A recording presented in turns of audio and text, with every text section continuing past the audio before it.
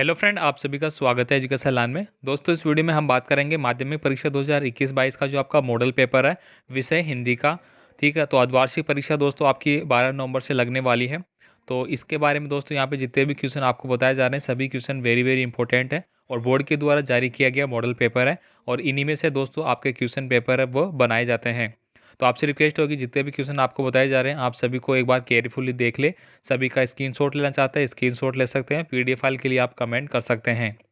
और साथ ही साथ दोस्तों, आप चैनल पे नए हैं तो प्लीज़ चैनल को आप सब्सक्राइब जरूर रखें, बेल आइकन दबा के रखें और वीडियो को एक लाइक ज़रूर कर दें। और साथ ही आप कमेंट करके बता सकते हैं आपको और कौन से बोर्ड के रिगार्डिंग कौन सा सब्जेक्ट का पेपर चाहिए। वो पेपर भी आपको प्रोवाइड कराने की पूरी कोशिश की जाएगी। तो चलिए दोस्तों, यहाँ पे अपन बात कर लेते हैं कुछ इंपॉर्टेंट क्वेश्चनों के बारे में। यहाँ पे देखिए दोस्तों, निम्नलिखित प्रश्नों में से दिए गए सभी विकल्पों का आपका चयन कर अपनी उत्तर पुस्तिका में लिखना है।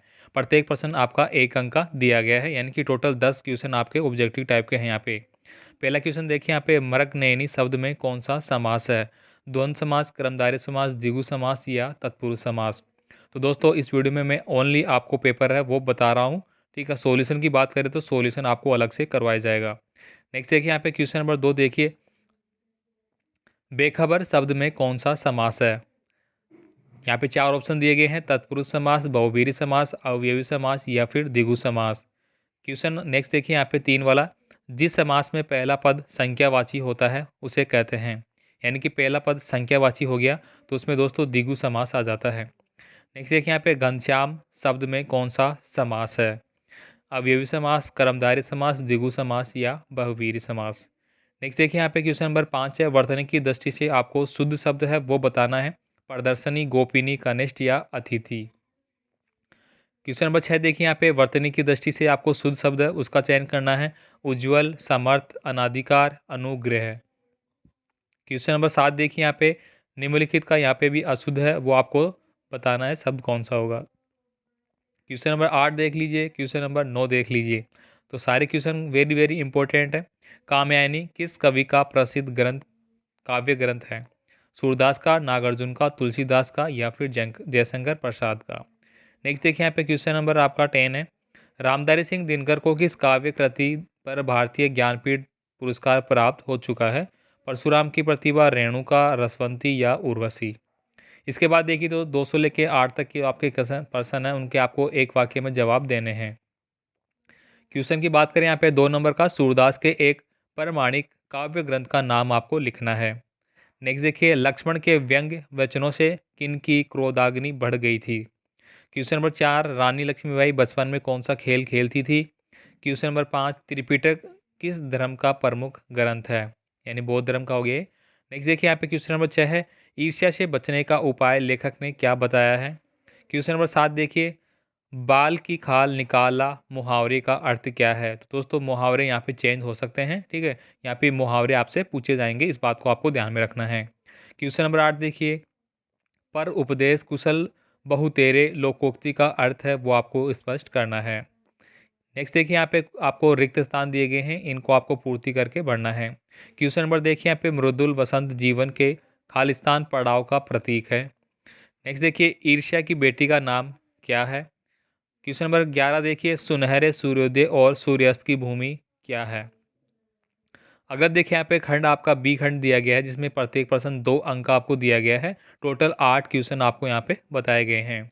यहाँ पे देखिए दोस्तों, 12 नंबर का क्वेश्चन है, अभी न होगा मेरा अंत कविता का केंद्रीय भाव क्या है? क्वेश्चन नंबर 13 देखिए, सूरदास पाठ के आधार पर राधा कृष्ण के मध्य हुए वार्तालाप का सारांश आपको बताना है। क्वेश्चन नंबर 14 देखिए, प्रकृति पद्मिनी के अंशुमाली प्रभो कविता में अंशुमाली शब्द किसके लिए आया है और क्यों आया है? क्वेश्चन नंबर 15 देखिए, रामधारी सिंह दिनकर ने ईर्ष्या से बचने का क्या उपाय बताया है? कोई 2 उपाय आपको यहाँ पे लिखने होंगे। क्वेश्चन नंबर 16 देखिए, आखिरी चट्टान निबंध का लेखक एक टीले से दूसरे टीले पर क्यों पहुंचना चाहता है? क्वेश्चन नंबर 17 देखिए, यहाँ पे ईदगाह कहानी के किस पात्र ने आपको सर्वाधिक प्रभावित किया और क्यों, ये आपको बताना है। क्वेश्चन नंबर 18 देखिए, यहाँ पे बाजी मारना मुहावरे का अर्थ सहित वाक्य में आपको प्रयोग करके बताना है क्या होगा। क्वेश्चन नंबर 19 देखिए, डूबते को तिनके का सहारा लोकोक्ति का अर्थ आपको अर्थ सहित वाक्य में प्रयोग बताना है। नेक्स्ट देखिए यहाँ पे पार्ट सी आपका दिया गया है। यहाँ पे दोस्तों आपको अपठित गद्यांश और अपठित पद्यांश दिए जाएंगे, जिनको पढ़ने के बाद आपको इनके जो क्वेश्चन पूछे जाएंगे वो आंसर आपको देने होंगे। सपोज डेट यहाँ पे एक आपको दिया गया है पद्यांश, ठीक है। चाह नहीं मैं सबला के गहनों में गूथा जाऊं, चाह नहीं सम्राटों के सौ पर हे हरि ढाला जाऊं, चाह नहीं देवों के सिर पर चढ़ू भाग्य पर इटलाऊं, मुझे तोड़ लेना बनवाली उस पथ पर तुम फेंक देना। तो इस तरह के जो आपको यहाँ पे पद्यांश दिए गए हैं।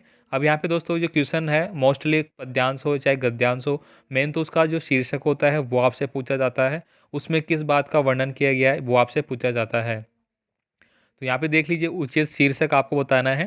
क्वेश्चन नंबर ब है रेखांकित शब्द इटलाऊं का अर्थ बताना है। उपयुक्त काव्यांश की मूल संवेदना क्या है, क्या इसके बारे में बताया गया है वो बताना है।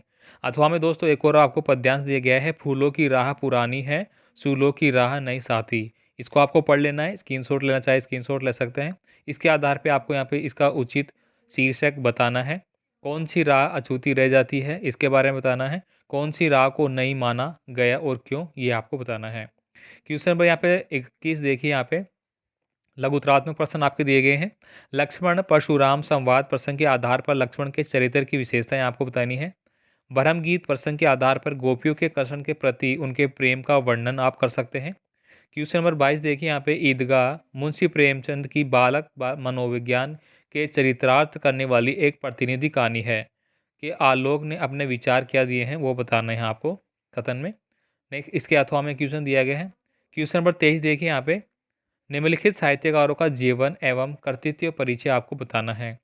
जयशंकर प्रसाद का आप बता सकते हैं या अथवा में आपको दिया गया है भारतेंदु हरिश्चंद्र बता सकते हैं। क्वेश्चन नंबर 24 देखिए, आपका पार्ट जो खंड है वो डी खंड यहाँ पे दिया गया है, फोर्थ खंड। उपयुक्त प्रदर्शित यातायात चिन्हों का सांकेतिक अर्थ बताते उनका विश्लेषण आपको बताना है। ये यातायात का चित्र किस बात के लिए है, ये किसके लिए है, ये किसके और ये यानी कि यहाँ पे मोड़ है, उसको क्रॉस करना अनिवार्य नहीं है, क्रॉस किया गया है। तो यहाँ पे देखिए यातायात के नियमों के बारे में आपको बताना है। पूरा क्वेश्चन आप यहाँ पे पढ़ सकते हैं। क्वेश्चन नंबर 25 की बात करें, यहाँ पे स्वयं को जिलाधीश गया मानते हुए अपने जिले के समस्त राजकीय और गैर सरकारी विद्यालयों के संस्था प्रधान को एक पत्र आपको लिखना है, जिसमें अपने विद्यालय में गांधी जी की 150वीं जयंती मनाने के आदेश दिए गए हैं। इसके अलावा दोस्तों एक और बताया गया है कि स्वयं को उदयपुर निवासी अर्पिता मानते हुए अपने जिला पुलिस अधीक्षक को सुरक्षा संबंधी पत्र आपको लिखने हैं, जिसमें आपके मोहल्ले के बाहरी लोगों द्वारा की जा रही संदेहास्पद गतिविधियों का उल्लेख आपको करना है। या फिर यहाँ पे क्वेश्चन नंबर आपका खंड ये में दिया गया है 26 नंबर का क्वेश्चन, जिसमें कि 300 शब्दों में आपको निबंध लिखना होगा। निबंध की बात करें तो यहाँ पे कुछ बताया गया है और किसी एक विषय पे आपको लिखना होगा, जैसे कि भारतीय संस्कृति में पर्यावरण संरक्षण पर इसकी प्रस्तावना लिखनी होगी, वृक्ष संरक्षण के बारे में, नदी परिवर्तन संरक्षण, उपसंहार। नेक्स्ट देखिए यहाँ पे इसके अथवा में दिया गया है यदि मैं भारत का प्रधानमंत्री होता, इसके बारे में लिखना है आपको। नेक्स्ट देखिए इंटरनेट वरदान और अभिशाप लिख सकते हैं आप, प्रस्तावना दैनिक जीवन के बारे में, इंटरनेट की क्षेत्र के बारे में, इंटरनेट की सकारात्मक नकारात्मक प्रभाव के बारे में, बेटी बचाओ बेटी पढ़ाओ के बारे में आप लिख सकते हैं। तो दोस्तों आपको बता दूं कि इस बार जो कोविड-19 के देखने के कारण समस्याएं थी, इसलिए कोरोना पे आपको जो पत्र है, जो निबंध है वो लिखने को बोला जा सकता है। क्वेश्चन नंबर 27 देखिए, यहाँ पे आपको पद्यांश की सप्रसंग व्याख्या करनी है। मेरे जीवन का ये एक प्रथम चरण, इसमें कहाँ मृत्यु है जीवन ही जीवन, अभी पड़ा है आगे सारा यौवन, स्वर्ण किरण कल्लोहल पर है बता रे बहता रे बालक मन, मेरे ही अविकसित राग से विकसित होगा बंधु दिगंत, अभी न होगा मेरा अंत। तो दोस्तों आपको ये पढ़ लेना है और इसके आधार पे इनका आपको आंसर देना है। क्वेश्चन नंबर 28 देखिए यहाँ पे, इसमें दोस्तों आपको पूछा गया है कि निम्नलिखित जो गद्यांश है वो आपको पढ़ना है यहाँ पे और इसके आधार पे आपको उनका आंसर देना होगा। रोक के आप इसको स्क्रीनशॉट लेके पढ़ सकते हैं। तो दोस्तों ये आपका हिंदी का पूरा हो चुका है। इसके बाद आप देखिए नीचे मॉडल पेपर इंग्लिश है वो भी दिया गया है, जो कि नेक्स्ट वीडियो में अपन बात करेंगे इंपॉर्टेंट क्वेश्चनों के बारे में। उम्मीद करूँगा आपको वीडियो अच्छा लगा होगा। प्लीज़ अपनी राय कमेंट जरूर करें, आपको पेपर कैसा लगा, साथ ही आपको नेक्स्ट पेपर किस सब्जेक्ट के रिगार्डिंग चाहिए, कौन सी क्लास के लिए चाहिए, कमेंट कर सकते हैं। और लगातार ऐसे ही मॉडल पेपर हो गए और आपका एग्ज़ाम लग रहा है तो उसके जो पेपर भी अभी आएंगे बोर्ड के और भी, वो भी आपको बता दिए जाएंगे। तब तक के लिए जय हिंद।